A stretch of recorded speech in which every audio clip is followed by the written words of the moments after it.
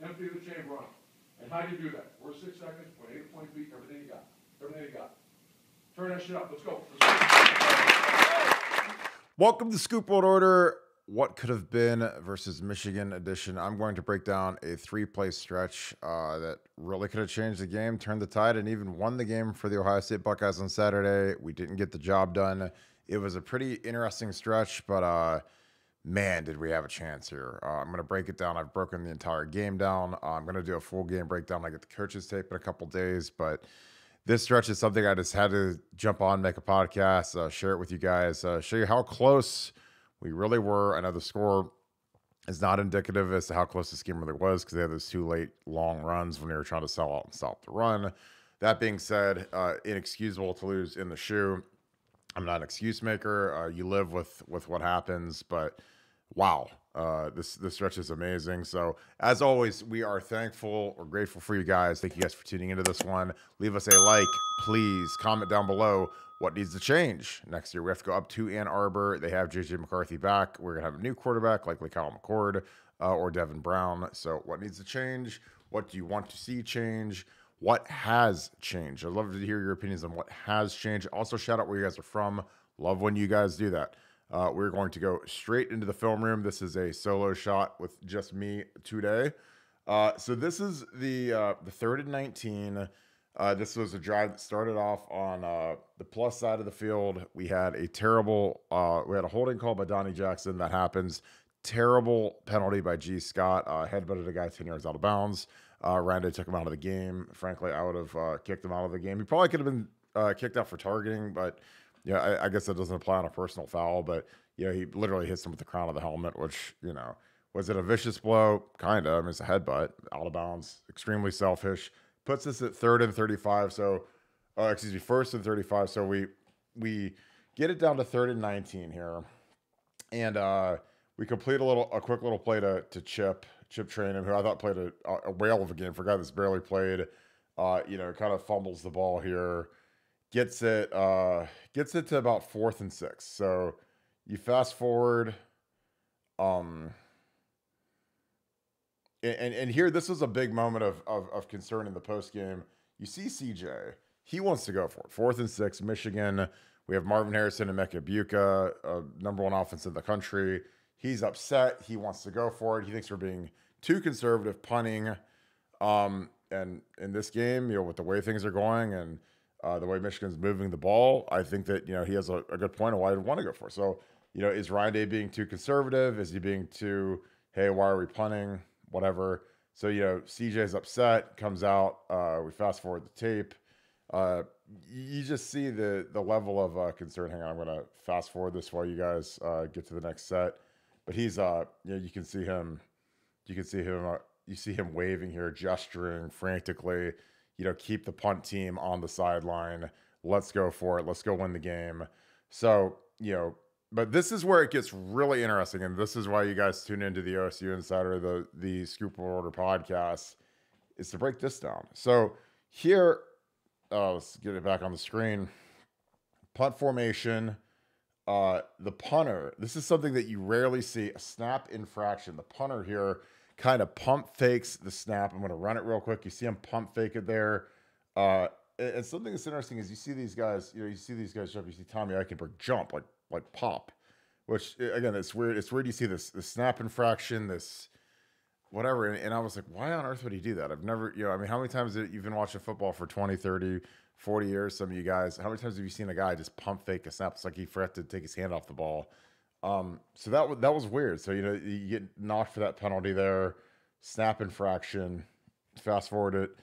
And, you know, snap infraction on the offense, which again, is a very rare penalty, something you don't see very often. So, you know, you see, and it's interesting when you see Ryan, you know, cause this look, something's up, you know, he's like, you know, whatever. It's 4th and 11 out, was 4th and 6. But here's what happened. So, you know, the reason why they waved CJ off is early in the game, Parker Fleming, the special teams coordinator, determined that we were getting the look that we wanted in our spread punt. This is our spread punt formation. And every week, based on what Michigan does with their guys, you know, we put in a couple of fakes, usually one main fake.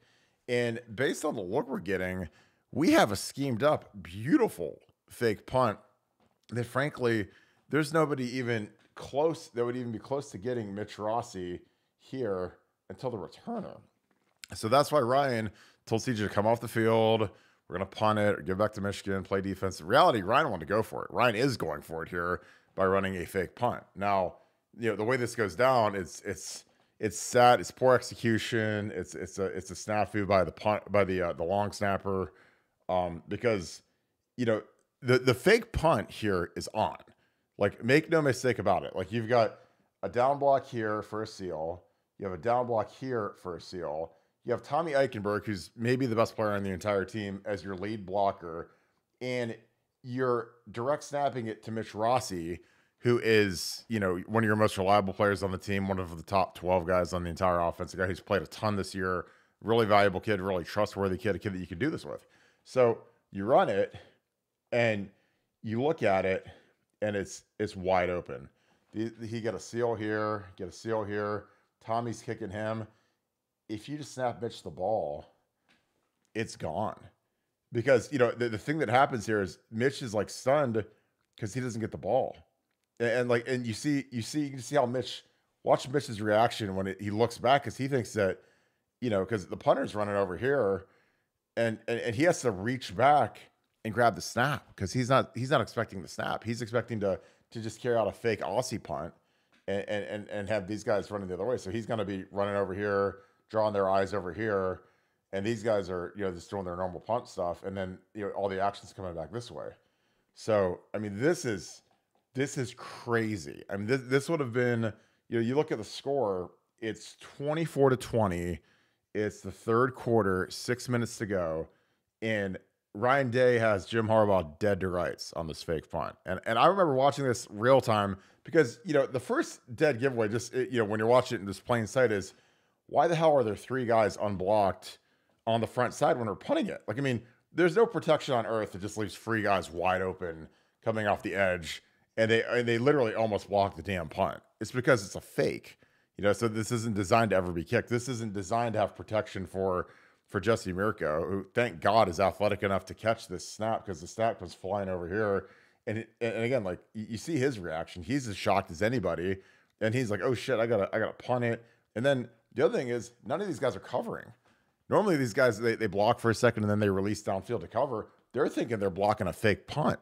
So we have no coverage. I mean, it's not even a good thing, but you see how big of a cluster it is here. But the one good thing is, if you just run it all the way through, I mean, this might be a touchdown.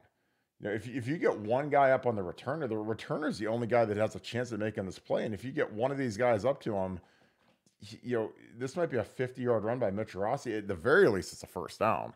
I mean, we've got 11 yards. I mean, the returner, even at a dead sprint, is not going to hit us for 20 yards. So, you rewatch this. Wow. What a scheme. And what could have been this. I mean, there's heartbreak, and then there's this, where you've got the team totally outflanked. You've got them outmanned. You've got it schemed up perfectly, and you just don't execute it for whatever reason. And again, I'm not trying to blame the long snapper. I don't know if he didn't get the call or if he thought the fake was off because of the penalty, but for whatever reason, everybody else ran the fake, and the snapper didn't punt it or pitch it to Mitch, or snap it to Mitch, excuse me, because that's Mitch's. He's looking for that ball, and like I said, Tommy does a perfect job, kicks this guy upfield, big seal. I mean, look at this lane, guys. Holy cow. I mean, if Mitch gets this ball, look at this lane. I mean, the return is back here he's on the goal line. So I mean, he's not getting there before. I mean, this is only 11 yards for the first down, so he's not getting there. Everyone else is on the other side of the field. All these guys are rushing upfield. I mean, there's nobody home, guys. You got Mitch Rossi full head of steam. I mean, he's getting 30 yards. He might score a touchdown here. So had to diagram this up. This was heartbreaking to watch because, again, like, Jesse Mirko, I mean, you can even see how he reacts after, he's looking at the long snapper, like, what's going on? So, I mean, he was expecting to punt it, puts it in the end zone, so we gained like 20 yards or whatever. I mean, it's like, there's nothing worse than when you punt it on your side of the 50 or close to your side of the 50, and that pretty much says it all.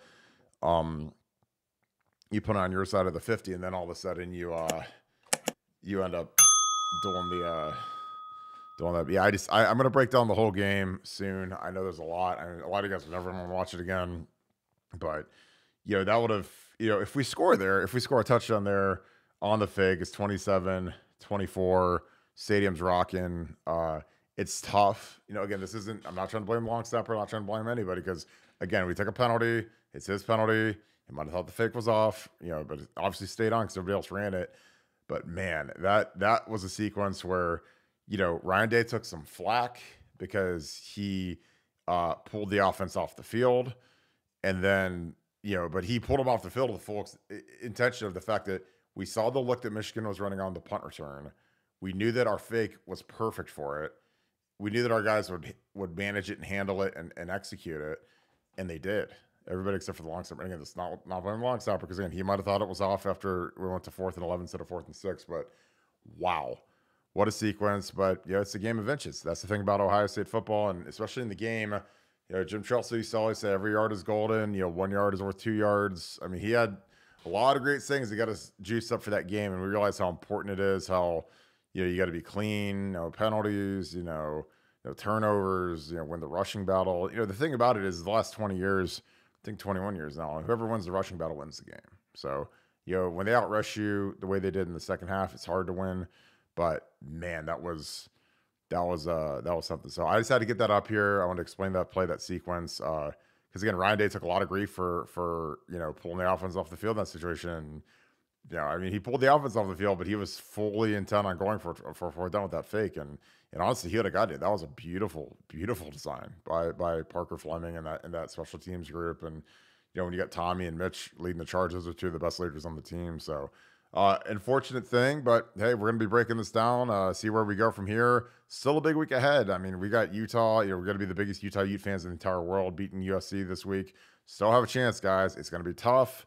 Still have a chance. So, I've seen worse. 07 was worse. We lost at home. We were down, to 4 or 5, and everyone in front of us lost. We ended up in the championship game as the 1 seed. So I've seen crazier stuff happen in college football. So keep the faith. I'll see you on BuckeyeScoop.com. If you have not joined BuckeyeScoop.com, now's the time. Signing day is approaching. The recruits still had a great time. So, these games don't affect these recruits as much as they do you guys and me because they're coming to ball next year, and they even see it as an opportunistic way as well. Hey, maybe they're not as good, and I can take someone's spot next year and start as a freshman. So these guys, they're mercenaries, and they love it. And I think those guys are also diehard Ohio State fans. So it's going to be exciting. Also we got Luke Fickell going to Wisconsin. Ton of news going on BuckeyeScoop.com. It's going to be real interesting to see how everything goes. So I appreciate you guys as always. Thank you, Buckeye Nation, and thank you, Scoop family. I hope you have a great rest of your day. I'll catch you on the message boards on BuckeyeScoop.com. Go Bucks.